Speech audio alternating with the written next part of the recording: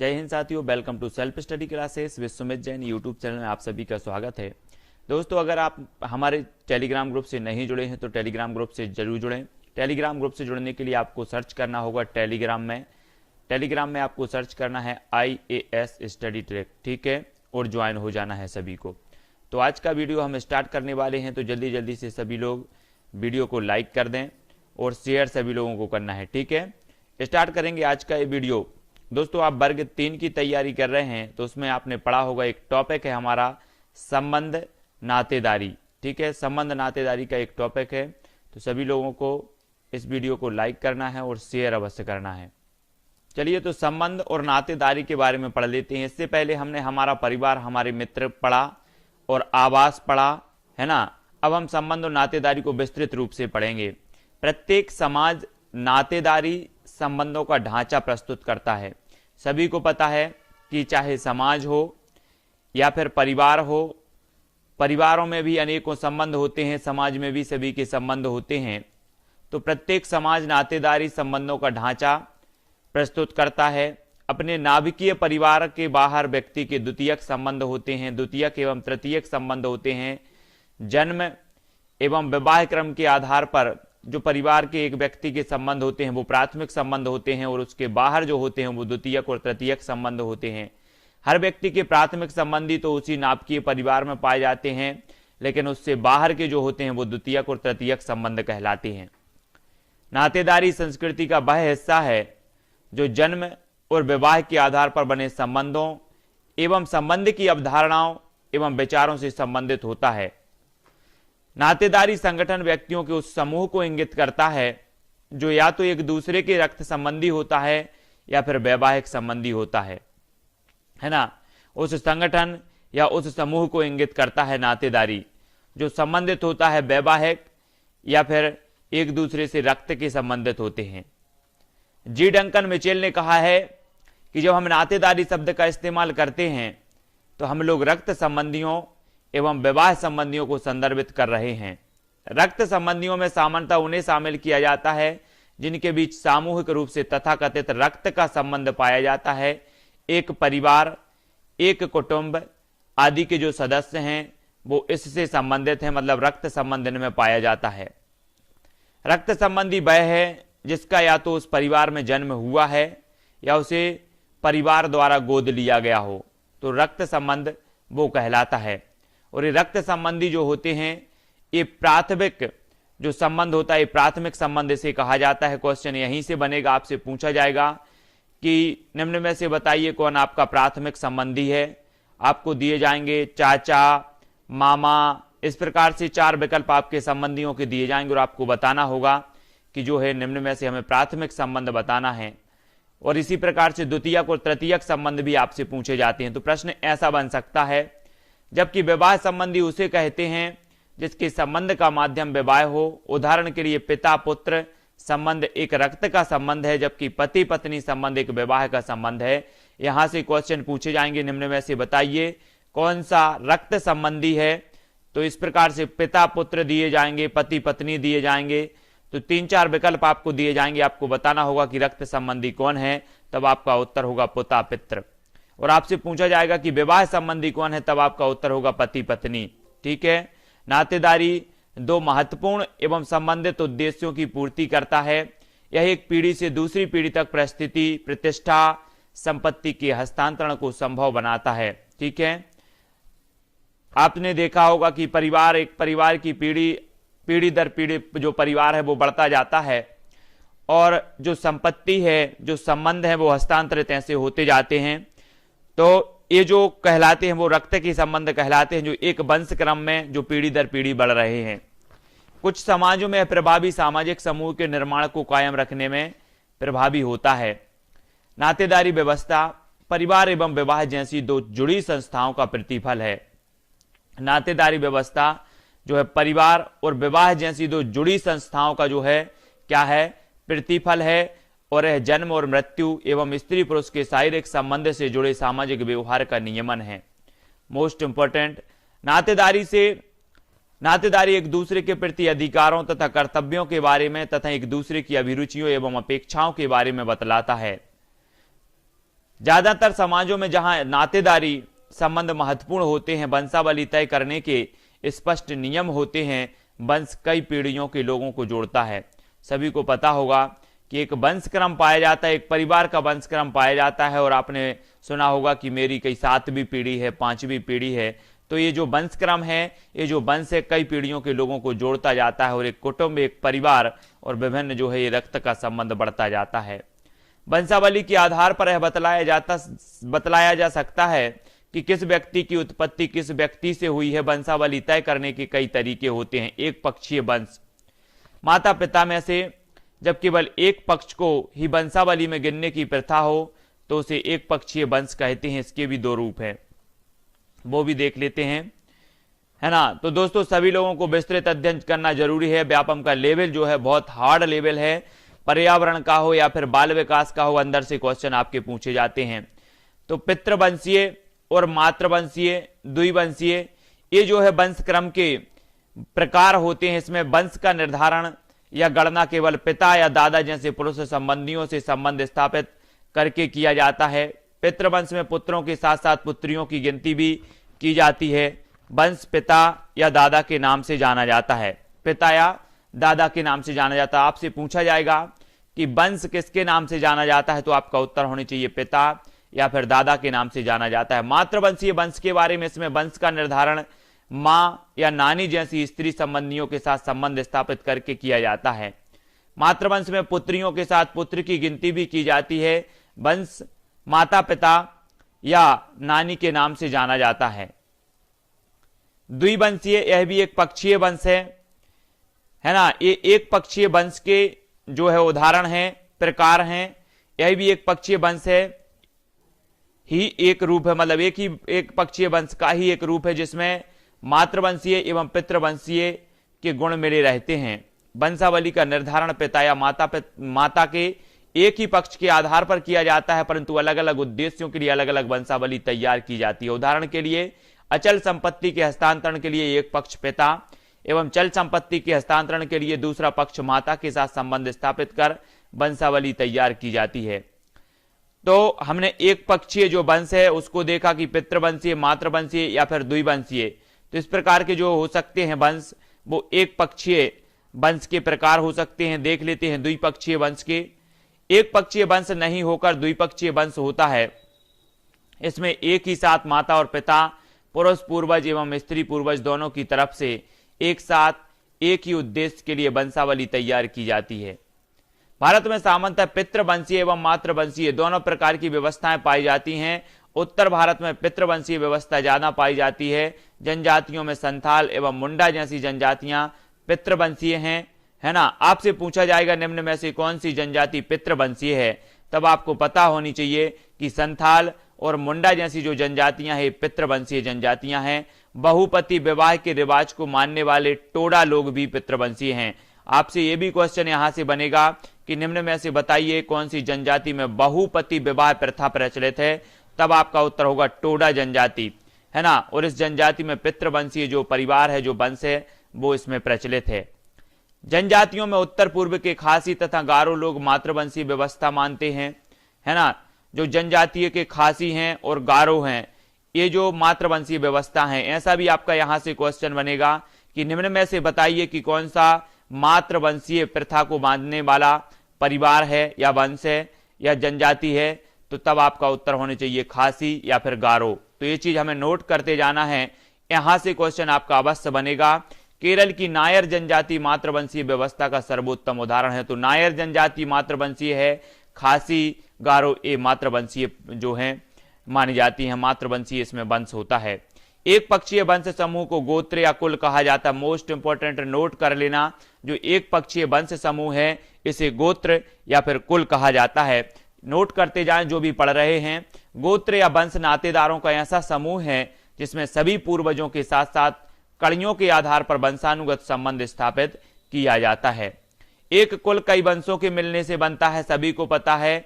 कुल नातेदारी का ऐसा समूह है जिसके सदस्य सामूहिक रूप से एक साझे पूर्वज से अपने को जोड़ते हैं, परंतु वे ज्ञात वंशावली के आधार पर उस पूर्वज से संबंध नहीं जोड़ पाते हैं।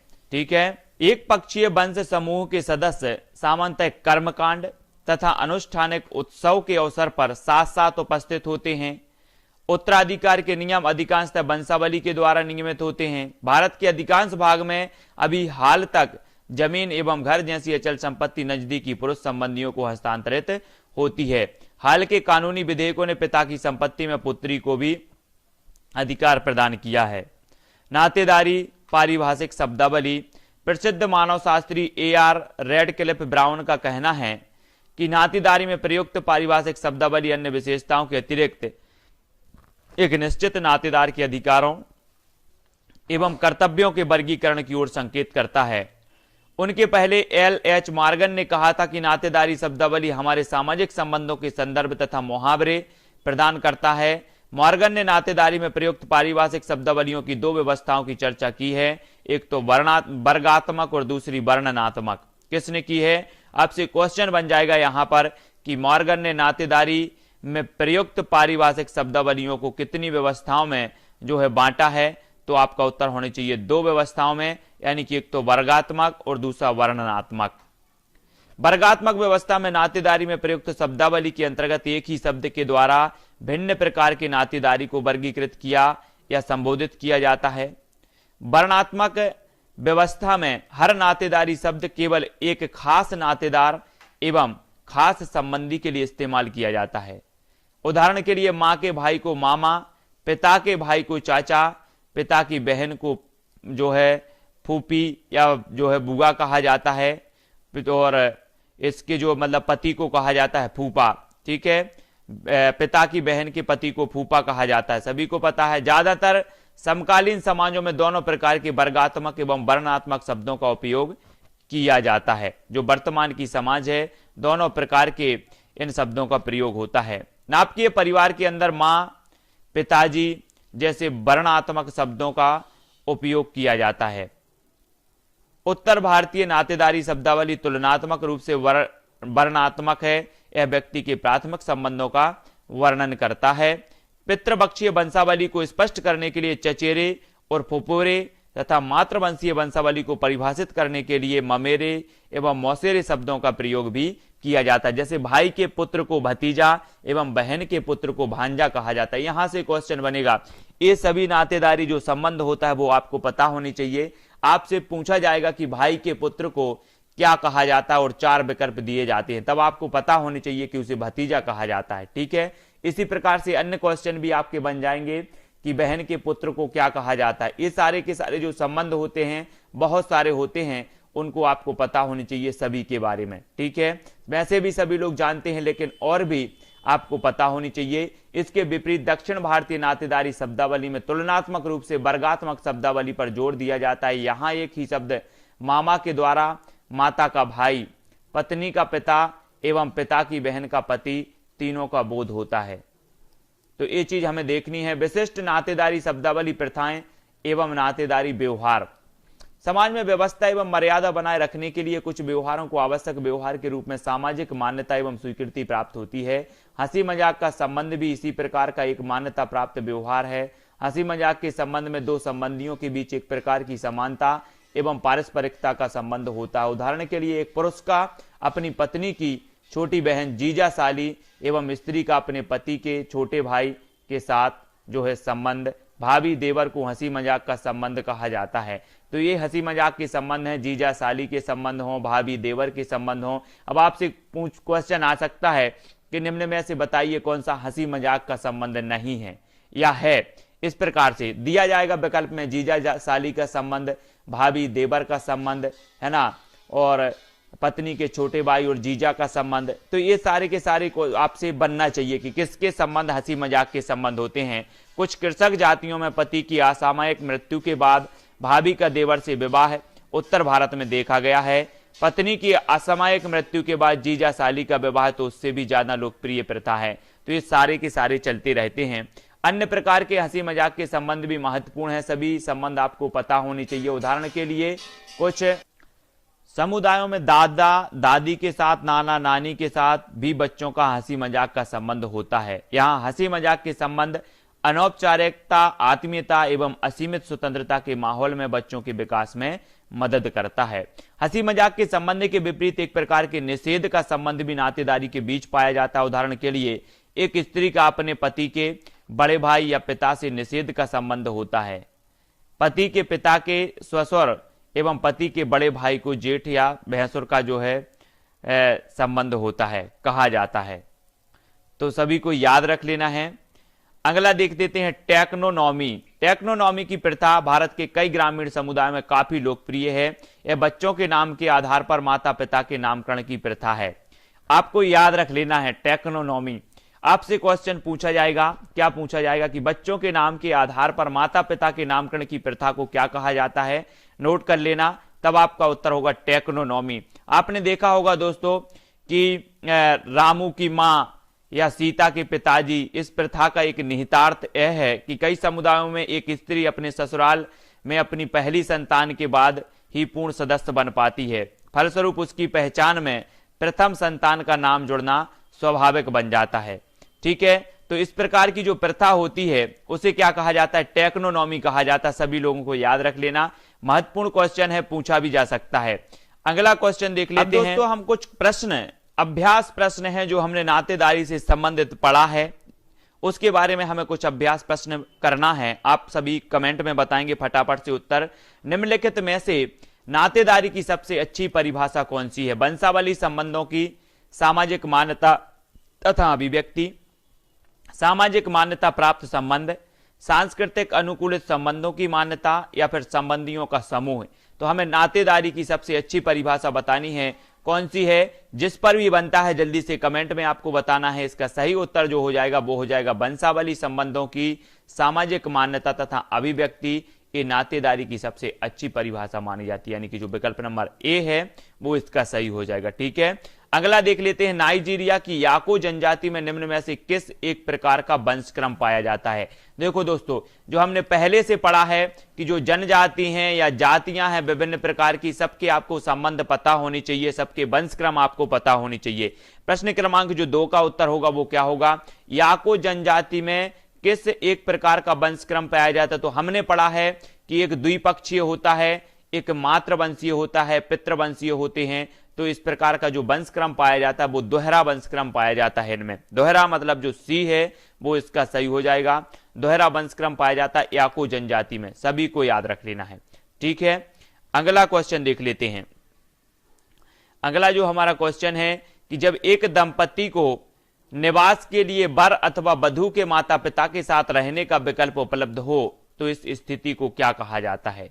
एक दंपति को निवास के लिए वर अथवा वधू के माता पिता के साथ रहने का विकल्प उपलब्ध हो तो इस स्थिति को पति स्थानिक, मातृ स्थानिक, उभया स्थानिक या मातुल स्थानिक क्या कहा जाएगा। विकल्प नंबर प्रश्न क्रमांक 3 का हमें उत्तर बताना है। इसका सही उत्तर क्या होगा, अगर आपको पता है तो सही जल्दी से बताएं। इसे कहा जाता है दोस्तों उभया स्थानिक, यानी कि जो विकल्प नंबर सी है वो इसका सही हो जाएगा। सभी को याद रख लेना है। अगला क्वेश्चन है, जब नातेदारी द्वितीयक नातेदारी से एक अंश परे होती है तो उसे क्या कहते हैं। एक अंश परे, जब नातेदारी द्वितीयक नातेदारी से एक अंश परे होती है तो उसे कौन सी नातेदारी कहा जाता है। प्रश्न क्रमांक 4 का उत्तर बताना है।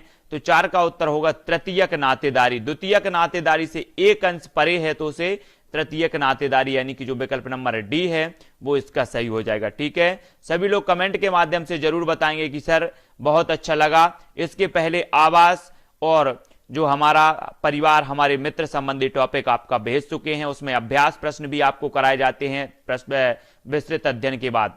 सलहज या साले की पत्नी, देवरानी या देवर की पत्नी आदि संबंध निम्नलिखित में से किस प्रकार की नातेदारी है। जल्दी से आपको बताना है, सभी को पता है, जल्दी से बताओ। प्राथमिक नातेदारी, द्वितीयक नातेदारी, तृतीयक नातेदारी या फिर रक्त संबंधी नातेदारी। इस प्रकार के क्वेश्चन आपके आ सकते हैं।